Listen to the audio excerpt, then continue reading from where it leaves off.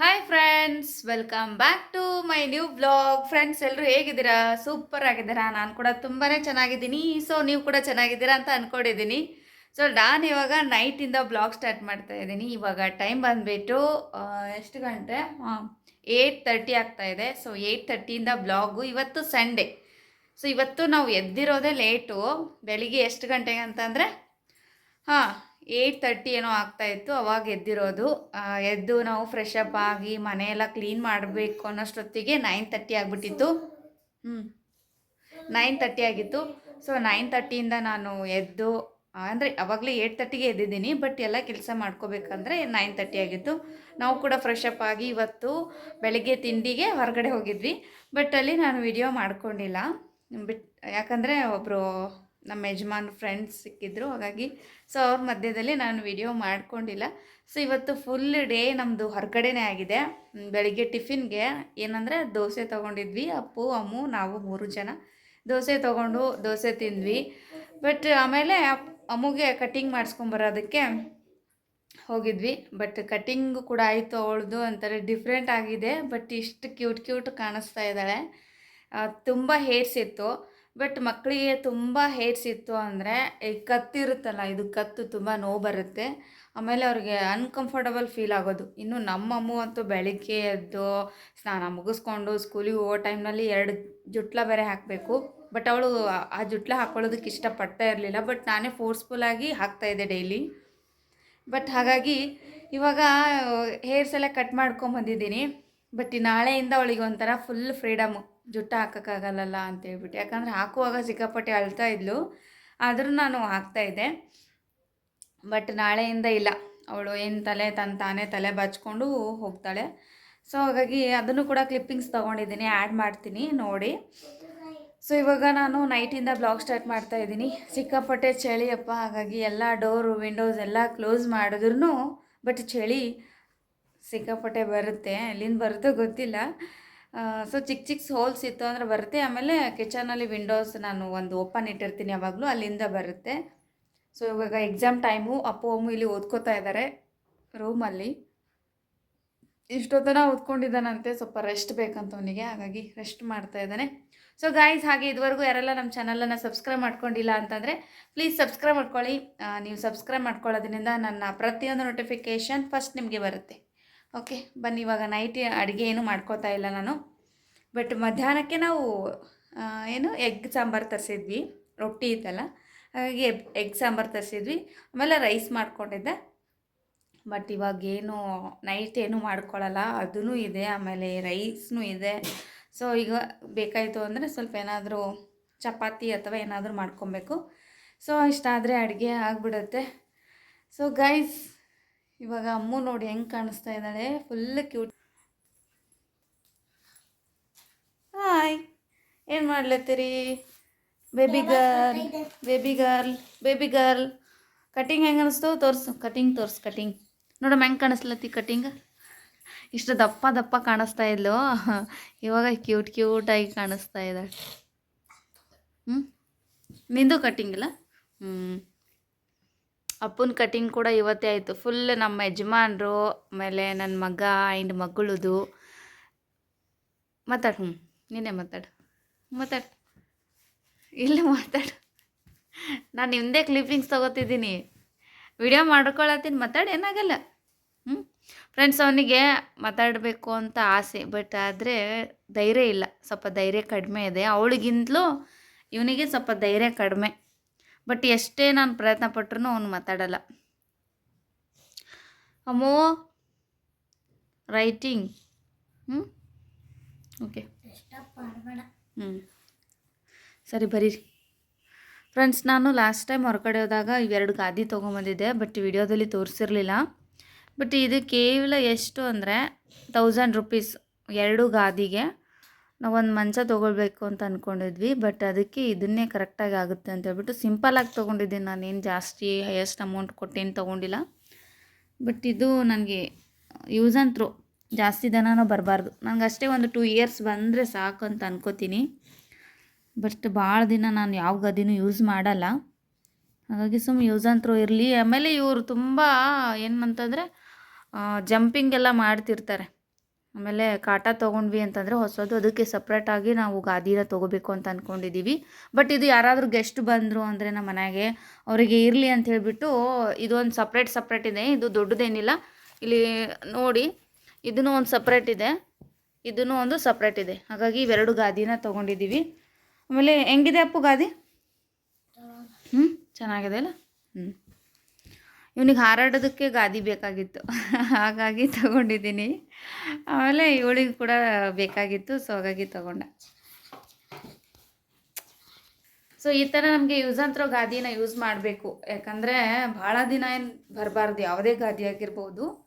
So ಕೆಲವೊಂದು ಮ್ಯಾಟ್ಗಳೆಲ್ಲ ಏನಂತಂದರೆ 10 ವರ್ಷ ಬರುತ್ತೆ, ಈಗೆಲ್ಲ ಟ್ರೆಂಡಿಂಗ್ ಇದೆಯಲ್ಲ, ಹಾಗಾಗಿ ಸೊ ನಮಗೆ ಅದನ್ನೇ ಇಷ್ಟ. ಬಟ್ ಈಗ ಸದ್ಯಕ್ಕೆ ಇರಲಿ ಅಂತ ಹೇಳ್ಬಿಟ್ಟು ಇದು 2 ಗಾದಿ ಸಪ್ರೇಟಾಗಿ ತೊಗೊಂಡಿದ್ದೀವಿ. ನಾವು ಲಾಸ್ಟ್ ಟೈಮ್ ಅಂತಂದರೆ ಯಾರಾದರೂ ಬಂದಾಗ ಅವರಿಗೆ ಹಾಸಿಗೆ ಎಲ್ಲ ಹಾಕೋದಕ್ಕೆ ಸ್ವಲ್ಪ ಕಷ್ಟ ಆಗುತ್ತೆ ಅಂತ ಹೇಳ್ಬಿಟ್ಟು ಈ ಥರ ಸಿಂಗಲ್ ಗಾದಿನ ತೊಗೊಂಡಿದ್ದೀವಿ. ಬಟ್ ಒಂದೊಂದು ಗಾದಿ ಸಪ್ರೇಟ್ ಇದೆಯಲ್ಲ, ಎಲ್ಲಿ ಬೇಕಲ್ಲಿ ಹಾಕ್ಕೊಂಡು ಆಮೇಲೆ ಮಲ್ಕೋಬೋದು.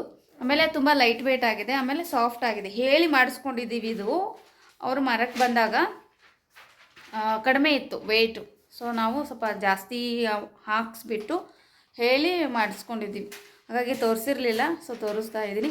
ಅವ್ರ ನಂಬರ್ ಕೂಡ ನಮಗೆ ಕೊಟ್ಟಿದ್ದಾರೆ, ಕೊಟ್ಟು ಹೋಗಿದ್ರು, ಅವಾಗ ಹೇಳಿ ಮಾಡಿಸ್ಕೊಂಡಿರೋದು.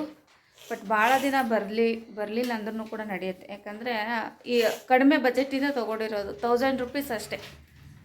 ಸೊ ಚೆನ್ನಾಗಿದೆ. ಆಮೇಲೆ ಮಲ್ಕೊಂಡಿದ್ದೀವಿ ಆರಾಮ್ಸೆಯಾಗಿ. ನಾವು ಕೂಡ ಫಸ್ಟಿಗೆ ನಾವೇ ಅದನ್ನು ಯೂಸ್ ಮಾಡಿರೋದು. ಆಮೇಲೆ ಸಿಂಗಲ್ ಕಾಟ ತೊಗೊಂಡ್ವಿ ಅಂತಂದರೆ ಅದ್ರ ಮೇಲೆ ಆಗುತ್ತೆ ಅಂತ ಹೇಳ್ಬಿಟ್ಟು ಯಾರಾದರೂ ಗೆಸ್ಟ್ ಬಂದರೆ, ಸೊ ನಮ್ಮ ತಂಗಿ ಬರ್ತಿರ್ತಾಳೆ ಅವಾಗವಾಗ, ಸೊ ನಮ್ಮ ಮನೆಯಿಂದ ಯಾರಾದರೂ ಬರ್ತಿರ್ತಾರೆ, ನಮ್ಮ ಅತ್ತೆ ಬರ್ತಿರ್ತಾರೆ, ಅವರಿಗೆ ಸಪ್ರೇಟ್ ಆಗಿರಲಿ ಅಂತ ಹೇಳ್ಬಿಟ್ಟು ಅದನ್ನು ತೊಗೊಂಡಿದ್ದೀನಿ. ನಮ್ಮದು 2 ರೂಮ್ ಇದೆಯಲ್ಲ, ಹಾಗಾಗಿ ಒಂದು ಬೆಡ್ರೂಮ್ನಲ್ಲಿ ಒಂದು ಹಾಕಿರ್ತೀವಿ, ಇನ್ನೊಂದು ಬೆಡ್ರೂಮ್ನಲ್ಲಿ ಇನ್ನೊಂದು ಹಾಕಿರ್ತೀವಿ. ನೋಡೋಣ, ಅದೂ ಕೂಡ ಕಾಟ ನೋಡೋಕ್ಕೆ ಹೋಗಬೇಕು ಅಂತ ಅಂದ್ಕೊಂಡಿದ್ದೀವಿ. ಹೋದಾಗ ತೋರಿಸ್ತೀನಿ. Okay balm. ಫ್ರೆಂಡ್ಸ್, ಇನ್ನು ಬೆಳಗ್ಗೆದು ಕ್ಲಿಪ್ಪಿಂಗ್ಸ್ ತೊಗೊಂಡಿದ್ದೆ. ಅಮ್ಮನ ಹೇರ್ ಕಟ್ಟಿಂಗ್ ಅಂತ ಹೇಳಿಬಿಟ್ಟು ಪಾರ್ಲರಿಗೆ ಕರ್ಕೊಂಡು ಹೋಗಿದ್ದೆ. ಬಟ್ ಈ ಪಾರ್ಲರು ನನಗೆ ತುಂಬಾ ಗೊತ್ತಿದೆ. ಆಮೇಲೆ ಇಲ್ಲಿ ಲೇಡೀಸ್ ಇರೋದರಿಂದ ಇವಳಿಗೆ ಕಂಫರ್ಟಬಲ್ ಆಗಿ ಕಟ್ಟಿಂಗ್ ಮಾಡಿಸ್ಕೋತಾಳೆ. ಬಟ್ ಬಾಯ್ಸ್ ಹತ್ರನೂ ಕೂಡ ಮಾಡಿಸ್ಕೋತಾಳೆ, ಅಂದರೂ ಇಲ್ಲಿ ತುಂಬ ಚೆನ್ನಾಗಿ ಕೂಡ ಮಾಡ್ತಾರೆ ಅಂತ ಹೇಳ್ಬಿಟ್ಟು ನಮ್ಮ ಮನೆಗೆ ಇದು ತುಂಬ ಹತ್ರನೇ ಇದೆ, ಹಾಗಾಗಿ ಇಲ್ಲಿ ಕರ್ಕೊಂಡು ಬಂದಿದ್ದೀನಿ. ಲಾಸ್ಟ್ ಟೈಮ್ ನಾನು ಐಬ್ರೋಸ್ ಕೂಡ ನಾನು ಇಲ್ಲೇ ಮಾಡ್ಕೊಂಡಿರೋದು, ಚೆನ್ನಾಗಿ ಮಾಡಿದರು. ಸೊ ಇಲ್ಲಿ ಬಂದಮೇಲೆ ಅಮ್ಮು ನೋಡಿ ಡ್ಯಾನ್ಸ್ ಮಾಡ್ತಾ ಇದ್ದಾಳೆ. ಈ ಶಾಪ್ ಬಂದುಬಿಟ್ಟು ಈ ಥರ ಇದೆ ನೋಡಿ. ಮೇಲ್ಗಡೆ ಮನೆ ಇದೆ ಈ ಪಾರ್ಲರ್ದವ್ರದ್ದು, ಕೆಳಗಡೆ ಪಾರ್ಲರ್ ಇದೆ. ಬಟ್ ಇಲ್ಲಿ ಕಟ್ಟಿಂಗ್ ಬಂದುಬಿಟ್ಟು ಇವಳಿಗೆ ಮಾಡಿಸ್ತಾ ಇರೋವಂಥ ಕಟ್ಟಿಂಗ್ ಬಂದುಬಿಟ್ಟು ಬೇಬಿ ಕಟ್ಟಿಂಗ್ ಅಂತೇಳಿ ಮಾಡಿಸ್ತಾ ಇದ್ದೀನಿ. ಪಿಕ್ ಕೂಡ ತೋರಿಸಿದ್ದೀನಿ ಯಾವ ಥರ ಮಾಡಬೇಕು ಅಂತ ಹೇಳಿ. ಆಮೇಲೆ ಸೊ ಸೈಡಿಗೆ ಫೋಟೋಸ್ ಕೂಡ ಆ್ಯಡ್ ಮಾಡಿರ್ತೀನಿ ನೋಡಿ. ಸೊ ಇದಕ್ಕೆ 150 ಏನೋ ತೊಗೊಂಡ್ರು. ಬಟ್ ಕೆಲವೊಂದು ಕಟ್ಟಿಂಗ್ಗಳಿಗೆ ಕೆಲವೊಂದು ಪ್ರೈಸ್ ಎಲ್ಲ ಇರುತ್ತೆ. ಬಟ್ ಅಮ್ಮಗೆ ನೋಡೋಣ, ಈ ಥರ ನಾನು ಸ್ಟೈಲು ಯಾವಾಗಲೂ ಮಾಡಿರಲಿಲ್ಲ, ಇವಾಗ ಹೇಗೆ ಕಾಣಿಸುತ್ತೆ ಅಂತ ಹೇಳ್ಬಿಟ್ಟು ಮಾಡಿಸ್ತಾ ಇದ್ದೀನಿ. ಇನ್ನೊಂದಂದರೆ ಈ ಥರ ಕಟ್ಟಿಂಗ್ ಮಾಡಿಸಿದಾಗ ಸೈಡಿಗೆ ಹೇರ್ಸು ತುಂಬ ಲಾಂಗ್ ಆಗಿರಬೇಕು, ಚೆನ್ನಾಗಿ ಅನಿಸುತ್ತೆ. ನಾನು ಸ್ವಲ್ಪ ಶಾರ್ಟಾಗಿ ಮಾಡಿಸ್ತಾ ಇದ್ದೀನಿ, ಮೇಲ್ಗಡೆ ಬರೋ ಥರ. ಇನ್ನೊಂದು ಸ್ವಲ್ಪ ಇವಳಿಗೆ ಹೇರ್ಸ್ ಈಗ ಇತ್ತೀಚೆಗೆ ತುಂಬ ಚೆನ್ನಾಗಿ ಗ್ರೋ ಆಗ್ತಾ ಇದೆ, ಅದಕ್ಕೋಸ್ಕರ ಮೇಲೆ ಲೆಂತು ಸ್ವಲ್ಪ ಕಡಿಮೆನೇ ಇಟ್ಟು ಮಾಡಿಸಿದ್ರೆ ಸ್ವಲ್ಪ ನಡೆಯುತ್ತೆ. ಒಂದು 2 ಮಂತ್ಸ್ ಆದರೂ ಬರಲೇಬೇಕು, ಆ ಥರ ಇದ್ದರೆ ನಡೆಯುತ್ತೆ. ಬಟ್ ಬಿಫೋರೇ ಕೇಳಿರ್ತಾರೆ ಲೆಂತ್ ಕಡಿಮೆ ಬೇಕಾ ಏನು ಜಾಸ್ತಿ ಬೇಕಾ ಅಂತ ಹೇಳ್ಬಿಟ್ಟು ನಾನು ಸ್ವಲ್ಪ ಶಾರ್ಟ್ ಮಾಡಿಸ್ತಾ ಇದ್ದೀನಿ ನೋಡಿ. ಈ ಥರ ಇದ್ದರೆ ತುಂಬ ಚೆನ್ನಾಗಿ ಅನಿಸುತ್ತೆ. ಇನ್ನೊಂದಂದರೆ ಮುಂದ್ಗಡೆ ಹೇರ್ಸ್ ಮಾತ್ರನೇ ಕಟ್ಟಾಗಿರೋ ಥರ ಕಾಣಿಸುತ್ತೆ, ಬ್ಯಾಕ್ ಸೈಡು ಫ್ರಂಟು. ಸೊ ಹಾಗಾಗಿ ಬ್ಯಾಕ್ ಸೈಡ್ ತುಂಬ ಲೆಂತ್ ಇರಬಾರ್ದು ಅಂತ ಹೇಳ್ಬಿಟ್ಟು ಮೇಲ್ಗಡೆ ಮಾಡಿಸ್ತಾ ಇದ್ದೀನಿ. ಇದು ಒಂಥರ ತುಂಬ ಚೆನ್ನಾಗಿ ಕಾಣಿಸ್ತಾ ಇದ್ದಾಳಲ್ವ, ಡಾಲ್ ಥರ. ಬಟ್ ನಿಮ್ಮ ಮಕ್ಕಳಿಗೆ ಮಾಡಿಸೋರಾದರೆ ಇದೇ ಥರ ಮಾಡಿಸಿ. ಹೇರು ಸ್ವಲ್ಪ ಲೆಂತ್ ಇರಲಿ. ಇವಳಿಗೆ ನಾನು ಶಾರ್ಟ್ ಮಾಡಿಸ್ತಾ ಇದ್ದೀನಿ. ಇವಳಿಗೆ ಹೇರು ಶಾರ್ಟ್ ಇರಬೇಕಂತೆ, ಆಮೇಲೆ ಈ ಥರ ಜುಟ್ಲೆಲ್ಲ ಹಾಕ್ತೀನಲ್ವ ಆ ಥರ ಬರಬಾರ್ದಂತೆ ಅಂತ ಹೇಳ್ಬಿಟ್ಟು ಈ ಥರ ಮೇಲ್ಗಡೆ ಮಾಡಿಸಿದ್ದೀನಿ. ಇನ್ನು ಸ್ವಲ್ಪ ದಿನ ಮತ್ತೆ ಹೇರ್ಸ್ ಗ್ರೋ ಆಗುತ್ತೆ ಇವಳಿಗೆ ನೀಟಾಗಿ. ಅಮ್ಮು ಹೇರ್ ಕಟ್ಟಿಂಗ್ ಮಾಡಿಸುವಾಗ ಒಂದು ಸ್ವಲ್ಪನೂ ಕೂಡ ಶೇಕ್ ಆಗೋದಿಲ್ಲ, ನೀಟಾಗಿ ಕೂತ್ಕೊಂಡಿರ್ತಾಳೆ. ಇನ್ನೊಂದಂದರೆ ಮಕ್ಕಳಿಗೆ ಹೇರ್ ಕಟ್ಟಿಂಗ್ ಮಾಡುವಾಗ ಹೇಗೆ ಸಂಭಾಳಿಸ್ಬೇಕು, ಏನೆಲ್ಲ ಮಾತಾಡಬೇಕು ಅನ್ನೋದನ್ನೆಲ್ಲ ಅವ್ರಿಗೆ ಗೊತ್ತಿರುತ್ತಲ್ವ, ಅವಳನ್ನು ಮಾತಾಡಿಸ್ಕೊಂಡು ಕಟ್ಟಿಂಗ್ ಮಾಡ್ತಾಯಿದ್ರು. ಹೇಗೆ ಕಾಣಿಸ್ತಾ ಇದ್ದಾಳೆ ಫೈನಲಿ ಸ್ವಲ್ಪ ಶಾರ್ಟೇ ಮಾಡಿಸಿದ್ದೀನಿ. ಚೆನ್ನಾಗಿ ಗ್ರೋ ಆಗುತ್ತೆ ಇವಳದು ಹೇರು. ಒಂದು 2 ಮಂತ್ಸಲ್ಲಿ ಮತ್ತೆ ಗ್ರೋ ಆಯಿತು ಅಂದರೆ ಮತ್ತೆ ಕಟಿಂಗ್ ಮಾಡಿಸ್ಬೇಕಾಗುತ್ತೆ. ಹಾಗಾಗಿ ಶಾರ್ಟಾಗಿ ಮಾಡಿಸ್ತಾ ಇದ್ದೀನಿ. ಒಂದು ಕ್ಲಿಪ್ ಥರ ಇಡಬೇಕಂತೆ ಅಷ್ಟೇ, ಬೇರೆ ಏನೂ ರಬ್ಬರ್ ಬ್ಯಾಂಡ್ ಯೂಸ್ ಮಾಡೋ ಥರ ಕಾಣಿಸ್ಬಾರ್ದಂತೆ ಹಾಗೆ ಮಾಡಿಸಿದ್ದೀನಿ. ಇನ್ನು ಬಂದ ಮೇಲೆ ಅವಳು ಕೂಡ ಸ್ನಾನ ಮುಗಿಸ್ಕೊಂಡು ಹೋಮ್ವರ್ಕ್ ಬರೀತಾ ಕೂತ್ಕೊಂಡಿದ್ಲು. ಹಾಗೆ ಹೊರಗಡೆ ನಾನು ಕಡ್ಲಿ ಪಲ್ಯಗೆ ಇಟ್ಟಿದ್ದೆ. ಬಟ್ ನಮ್ಮತ್ತೆ ಊರಿಂದ ಬರುವಾಗ ಜಾಸ್ತಿ ತೊಗೊಂಬಂದಿದ್ರು. ಅದನ್ನು ಸ್ವಲ್ಪ ಬಿಸಿಲಿಗೆ ಹಾಕಿ ಇಟ್ಟಿದ್ದೆ. ಅದನ್ನು ಪುಡಿ ಪುಡಿ ಮಾಡಿಬಿಟ್ಟು ಒಂದು ಕವರಲ್ಲಿ ಎತ್ತಿಡ್ತಾ ಇದ್ದೀನಿ. ಈ ಕಡ್ಲಿ ಪಲ್ಯ ಊಟ ಮಾಡೋದ್ರಿಂದ ತುಂಬ ಎನರ್ಜಿಟಿಕ್ ಆಗಿರುತ್ತೆ, ಹಾಗೆ ಹೆಲ್ತಿ ಕೂಡ ತುಂಬಾ ಒಳ್ಳೆಯದು. ಹಸಿದು ಮಾಡಿದ್ರೆ ತುಂಬ ಚೆನ್ನಾಗಿ ಅನಿಸುತ್ತೆ ಬಿಸಿ ರೊಟ್ಟಿಯಲ್ಲಿ. ಸೊ ಈ ಥರ ಜಾಸ್ತಿ ಇತ್ತು ಅಂದರೆ ಬಿಸಿಲಿಗೆ ಹಾಕಿಬಿಟ್ಟು ಈ ಥರ ಚೆನ್ನಾಗಿ ಒಣಗಬೇಕು. ಆವಾಗ ಒಂದು ಕವರಲ್ಲಿ ಎತ್ತಿಟ್ಕೊಂಡು 1 ಇಯರ್ ಮಾಡ್ಕೊಳ್ಳೋರು. ಬಟ್ ನಮಗೇನು ಅಷ್ಟೊಂದು ಏನು ಬೇಕಾಗಿಲ್ಲ, ಸ್ವಲ್ಪನೇ ಸಾಕು, ಒಂದು 6 ಮಂತ್ ಆದರೆ ಸಾಕು ಅಂತ ಹೇಳ್ಬಿಟ್ಟು ಇಷ್ಟು ನಾನು ಡ್ರೈ ಆದಮೇಲೆ ಪುಡಿ ಪುಡಿ ಮಾಡ್ಕೊಳ್ತಾ ಇದ್ದೀನಿ. ಇದರೊಳಗಡೆ ಒಂದು ಚಿಕ್ಕ ಚಿಕ್ಕ ಕಡ್ಡಿ ಇತ್ತಂದರೆ ಅದನ್ನು ನೀಟಾಗಿ ಸೋಸ್ಕೋಬೇಕು. ಕಡ್ಲಿ ಪಲ್ಯ ಜೊತೆ ಮೆಂತ್ಯ ಪಲ್ಯನೂ ಕೂಡ ನಾವು ಬಿಸಿಲಿಗೆ ಹಾಕಿಬಿಟ್ಟು ಎರಡೂ ಮಿಕ್ಸ್ ಮಾಡಿ ಪುಡಿ ಮಾಡಿಕೊಂಡು ಒಂದು ಕವರಲ್ಲಿ ಎತ್ತಿಟ್ಕೊಂಡ್ರೆ ಅದನ್ನು ಆರಾಮ್ಸೆಯಾಗಿ ಯೂಸ್ ಮಾಡ್ಬೋದು. ಕಾಳುಗಳ ಪಲ್ಯ ಎಲ್ಲ ಬರುತ್ತಲ್ವ, ಅದರಲ್ಲಿ ಮಾಡಿಕೊಂಡು ಇದನ್ನು ಇಟ್ಟು ತಿರುವಿದ್ರೆ ತುಂಬ ಚೆನ್ನಾಗಿ ಬರುತ್ತೆ. ಸೊ ಎಂಥವ್ರು ಕೂಡ ಊಟ ಮಾಡ್ತಾರೆ. ಸೊ ಇದನ್ನೆಲ್ಲ ಡ್ರೈ ಕೈಪಲ್ಯ ಅಂತ ಕರೀತಾರೆ. ಹಸಿ ತರಕಾರಿ, ಹಸಿ ಪಲ್ಯಗಳನ್ನು ಇಲ್ಲದೇ ಇರುವಾಗ ಈ ಡ್ರೈ ಪಲ್ಯನ ಯೂಸ್ ಮಾಡಿದ್ರೆ ಚೆನ್ನಾಗಿ ಅನಿಸುತ್ತೆ. ಆಮೇಲೆ ಟೇಸ್ಟ್ ಕೂಡ ಅಷ್ಟೇ ಚೆನ್ನಾಗಿ ಬರುತ್ತೆ. ಬಟ್ ನೀವು ಸೋಸ್ಕೊಂಡು ನೀಟಾಗಿ ಕವರಲ್ಲಿ ಎತ್ತಿಡಬೇಕಾದ್ರೆ ಸ್ವಲ್ಪ ನೋಡಿ ಚೆಕ್ ಮಾಡಿ ಎತ್ತಿಡಿ. ಯಾಕಂದರೆ ಒಳಗಡೆ ಒಂದು ಸ್ವಲ್ಪ ಹುಳುಗಳಾಗಿರ್ಬೋದು, ಆಮೇಲೆ ಈಗ ಹೇರ್ಸ್ ಆಗಿರ್ಬೋದು ಚಿಕ್ಕ ಚಿಕ್ಕದು, ಅದೆಲ್ಲ ಸೇರ್ಕೊಂಡ್ಬಿಟ್ರೆ ತುಂಬಾ ಕಷ್ಟ. ಆಮೇಲೆ ಅದು ಸಿಗಾಕೊಂಡ್ರೆ ಹುಡ್ಕಾಡೋದು ಕಷ್ಟ, ಆಮೇಲೆ ಗೊತ್ತೇ ಆಗೋದಿಲ್ಲ. ಹಾಗಾಗಿ ನೋಡಿಕೊಂಡೇ ನಾವು ಕವರಲ್ಲಿ ಎತ್ತಿ ಇಡಬೇಕಾಗತ್ತೆ. ಈ ಥರ ಕವರ್ ಬಳಸೋದ್ರಿಂದ ಬಹಳ ದಿನ ಬರುತ್ತೆ, ಹಸಿ ಹಸಿ ಆಗೋದಿಲ್ಲ, ಪುಡಿ ಪುಡಿ ಆಗಿಯೇ ಇರುತ್ತೆ, ಚೆನ್ನಾಗಿ ಗರಿ ಗರಿ ಆಗಿ ಕೂಡ ಇರುತ್ತೆ. ಇದನ್ನು ಹಾಕಿದ್ಮೇಲೆ ಸ್ಟೀಲ್ ಡಬ್ಬದಲ್ಲಿ ಎತ್ತಿ ಇಡಬೇಕು. ಆವಾಗ ಸ್ವಲ್ಪ ಚೆಕ್ ಮಾಡ್ತಾ ಇರಬೇಕು. ಆಮೇಲೆ ಯಾಕಂದರೆ ಪ್ಲಾಸ್ಟಿಕ್ ಇರುತ್ತಲ್ವ, ಹಾಗಾಗಿ ಸ್ವಲ್ಪ ಚೆಕ್ ಮಾಡಿಕೊಂಡು ಇಟ್ಕೊಂಡಿದ್ದೆ ಆದರೆ ಬಟ್ ಚೆನ್ನಾಗಿ ಬರುತ್ತೆ. ಆವಾಗೆಲ್ಲ ಈಗ ಮಣ್ಣಿಂದು ಮಡಿಕೆಗಳಲ್ಲಿ ಇಡ್ತಾಯಿದ್ರು, ಹಾಗಾಗಿ ಅವಾಗೇನೂ ಆಗ್ತಾ ಇರಲಿಲ್ಲ. ಬಟ್ ಈಗ ಎಲ್ಲಿ ತರೋದು ಮಣ್ಣಿನ ಮಡಿಕೆಗಳು, ಹಾಗಾಗಿ ಸೊ ಪ್ಲಾಸ್ಟಿಕ್ಕಲ್ಲಿ ಇಡ್ತಾ ಇದ್ದೀನಿ. ಬಟ್ ನಾನು ಜಾಸ್ತಿ ಮಾಡ್ಕೊಂಡಿಲ್ಲ, ಬಟ್ ನಡೆಯುತ್ತೆ. 1 ಇಯರ್ ಬಳಸೋರಾದರೆ ಪ್ಲಾಸ್ಟಿಕ್ ಯೂಸ್ ಮಾಡೋಕ್ಕೆ ಹೋಗಬೇಡಿ, ಮಣ್ಣಿನ ಮಡಿಕೆಗಳನ್ನೇ ಯೂಸ್ ಮಾಡಿ. 1 ಇಯರ್ ಆದ್ರೂ ಏನೂ ಆಗೋದಿಲ್ಲ. ಬಟ್ ನನಗೆ ಅಷ್ಟೊಂದು ಅವಶ್ಯಕತೆ ಇಲ್ಲ ಅಲ್ವ, ಸ್ವಲ್ಪನೇ ಮಾಡ್ಕೊಂಡಿದ್ದೀನಿ. 6 ಮಂತ್ ಬಂದರೆ ಸಾಕು. ಇನ್ನು ನೀಟಾಗಿ ಎಲ್ಲ ಜೋಡಿಸ್ಕೊಂಡು ಪುಡಿ ಎಲ್ಲವನ್ನು ಪ್ಲಾಸ್ಟಿಕ್ನಲ್ಲೇ ಹಾಕಿ ಕವರ್ ಪ್ಯಾಕ್ ಮಾಡಿ ಇಡ್ತಾಯಿದ್ದೀನಿ. ಅಷ್ಟೊತ್ತಿಗೆ ನಮ್ಮ ಅಣ್ಣನ ಮನೆಯಿಂದ ಹೋಳಿಗೆ ಮಾಡಿದ್ರಂತೆ, ಹೋಳಿಗೆ ತೊಗೊಂಬಂದು ಕೊಟ್ಟಿದ್ದ. ಬಟ್ ಅಪ್ಪು ಅಮ್ಮು ಕೂಡ ಕೆಲವೊಂದು ತಿಂದಿದ್ದಾರೆ. ಸೊ ನಾನು ಕೂಡ ಟೇಸ್ಟ್ ಮಾಡಿದೆ, ಚೆನ್ನಾಗಿ ಮಾಡಿದರು. ಹಾಗೆ ಸ್ವಲ್ಪ ಶೇಂಗಾನು ಕೂಡ ಕೊಟ್ಟು ಕಳಿಸಿದ್ದಾಳೆ ತಿನ್ನೋದಕ್ಕಂತ ಹೇಳ್ಬಿಟ್ಟು. ಸೊ ಬಜ್ಜಿ ಪಲ್ಯ ಮಾಡಿದ್ಲಂತೆ, ಹಾಗಾಗಿ ಬಜ್ಜಿ ಪಲ್ಯನೂ ಅಂತ ಅಂದ್ಕೊಂಡಿದ್ದೀನಿ. ಇದು ಗೊತ್ತಿಲ್ಲ, ಟೇಸ್ಟ್ ನೋಡೋಣ, ಟೇಸ್ಟ್ ಮಾಡಿದ್ಗಳೇ ಗೊತ್ತಾಗುತ್ತೆ ಇದು ಯಾವ ಪಲ್ಯ ಅಂತ ಹೇಳ್ಬಿಟ್ಟು. ಇಷ್ಟು ಕೊಟ್ಟು ಕಳಿಸಿದ್ಲು ಮಧ್ಯಾಹ್ನ ಟೈಮಿಗೆ. ಹಾಗೆ ಸೊ ಹೊರಗಡೆಯಿಂದ ನಾವು ಎಗ್ ಸಾಂಬಾರು ತೊಗೊಂಡು ಬಂದಿದ್ವಿ, ಅದನ್ನು ಕೂಡ ತೋರಿಸ್ತಾ ಇದ್ದೀನಿ. ಬಟ್ ಇವತ್ತಿನ ಡೇದು ಊಟ ಇಷ್ಟೇ. ಬಟ್ ಯಾರಿಗೂ ಅಷ್ಟೊಂದು ಊಟ ಬೇರೆ ಬೇರೆ ಐಟಮ್ಸ್ ಏನೂ ಮಾಡಿಲ್ಲ ಇವತ್ತು. ಹಾಗೆ ಬಹಳ ದಿನ ಹಾಲು ಕಾಸ್ಕೊಂಡು ಮೇಲ್ಗಡೆ ಕೆನೆ ಇರುತ್ತಲ್ಲ ಅದನ್ನು ಇಟ್ಕೊಂಡು ತುಪ್ಪ ಮಾಡೋಣ ಅಂತ ಹೇಳ್ಬಿಟ್ಟು ಸೊ ಇವತ್ತು ಮಜ್ಜಿಗೆನ ತಿರುಗ್ತಾ ಇದ್ದೀನಿ.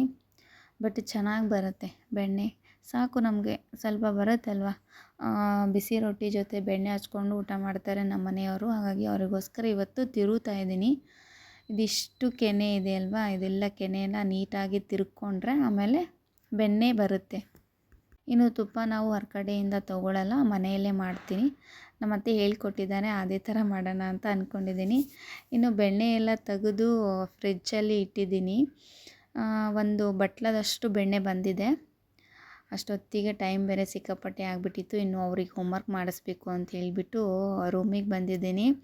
ಅಮ್ಮು ಸಿಕ್ಕಾಪಟ್ಟೆ ಗಲಾಟೆ ಮಾಡ್ತಾಯಿದ್ಲು. ಅವಳನ್ನು ಮತ್ತು ಅಪ್ಪುನ ಇಬ್ಬರೂ ಒಟ್ಟಿಗೆ ಬಿಡ್ಲಿಕ್ಕೆ ಹೋಗಬಾರ್ದು, ಯಾಕಂದರೆ ಇಬ್ಬರು ಓದಂಗಿಲ್ಲ. ನಾನು ಬಂದು ಕೂತು ಅವರಿಗೆ ಹೋಮ್ವರ್ಕ್ ಹಾಕ್ಸೋದು, ಏನು ಮಾಡಿದ್ದಾರೆ ಅನ್ನೋದು ಚೆಕ್ ಮಾಡೋದು, ಆಮೇಲೆ ಏನು ಬರಲ್ಲ ಅದನ್ನು ರಿವಿಸನ್ ಮಾಡೋದು, ಈ ಥರ ಮಾಡಿದ್ರೆ ಮಾತ್ರ ಅವರು ಹೋಮ್ವರ್ಕನ್ನ ಕಂಪ್ಲೀಟ್ ಮಾಡ್ತಾರೆ. ಇಲ್ಲದೆ ಹೋದರೆ ಬಟ್ ಏನು ಮಾಡ್ತಾರೆ ಅಂದರೆ ಇಬ್ಬರು ಜಗಳ ಆಡ್ಕೊಂಡು ಕೂತ್ಕೊಂಡ್ಬಿಡ್ತಾರೆ. ನಮ್ಮ ಮನೆಯಲ್ಲಿ ಇಬ್ಬರೇ ಇರೋದು ಮಕ್ಕಳು, ಈ ಥರ ಮಾಡ್ತಾರೆ. ಒಬ್ರೊಬ್ರ ಮನೆಯಲ್ಲಿ ತುಂಬ ಜನ ಜಾಸ್ತಿನೇ ಇರ್ತಾರೆ. ಅವ್ರು ಹೇಗೆಲ್ಲ ಮೇಂಟೈನ್ ಮಾಡ್ತಾರೋ ನನಗಂತೂ ಗೊತ್ತಿಲ್ಲ. ಇವರಿಬ್ಬರನ್ನೇ ಹಿಡಿಯೋದೇ ನನಗೆ ಒಂದೊಂದು ಟೈಮಲ್ಲಿ ತುಂಬ ಕಷ್ಟ ಆಗಿಬಿಡುತ್ತೆ.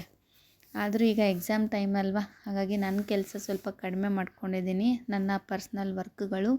ಬಟ್ ಇವ್ರದ್ದು ಎಕ್ಸಾಮ್ ಎಲ್ಲ ಮುಗಿಸ್ಕೊಂಡು ಅದಾದಮೇಲೆ ನನಗೆ ಕೆಲವೊಂದು ಬ್ಲೌಸ್ಗಳೆಲ್ಲ ಸ್ಟಿಚ್ ಮಾಡೋದಿತ್ತು, ಅದನ್ನು ಮಾಡ್ಕೊಂಡ್ರಾಯ್ತು ಅಂತ ಹೇಳ್ಬಿಟ್ಟು ಅಷ್ಟೇ ಇಟ್ಟಿದ್ದೀನಿ. ಇವಾಗ ಅಮ್ಮಗೆ ಒಂದು ಮ್ಯಾಥ್ಸ್ ಹೋಮ್ವರ್ಕ್ ಹಾಕ್ತಾಯಿದ್ದೀನಿ, ರಿವಿಸನ್ ಮಾಡ್ತಾಯಿದ್ದೀನಿ. ನಾಳೆ ಇವಳದು ಇದನ್ನೇ ಟೆಸ್ಟ್ ಇರೋದು, ಹಾಗಾಗಿ ರಿವಿಸನ್ ಮಾಡಿ ಹೋದ್ಲು ಅಂತಂದರೆ ಈಸಿಯಾಗಿ ಸ್ವಲ್ಪ ಬರೀತಾಳೆ. ಇನ್ನು ಅಪ್ಪಂದು ಹಿಂದಿ ಇತ್ತು, ಅದನ್ನು ಕೂಡ ಬರೀತಾ ಇದ್ದಾನೆ ಅವನು. ಫ್ರೆಂಡ್ಸ್, ಇವತ್ತಿನ ಬ್ಲಾಗ್ ಇಲ್ಲಿಗೆ ಎಂಡ್ ಮಾಡ್ತಾ ಇದ್ದೀನಿ. ನಾಳೆ ಇನ್ನೊಂದು ಹೊಸ ಬ್ಲಾಗೊಂದಿಗೆ ಮತ್ತೊಮ್ಮೆ ಸಿಗ್ತೀನಿ. ಅಲ್ಲಿವರೆಗೂ ಟೇಕ್ ಕೇರ್, ಬಾಯ್ ಬಾಯ್.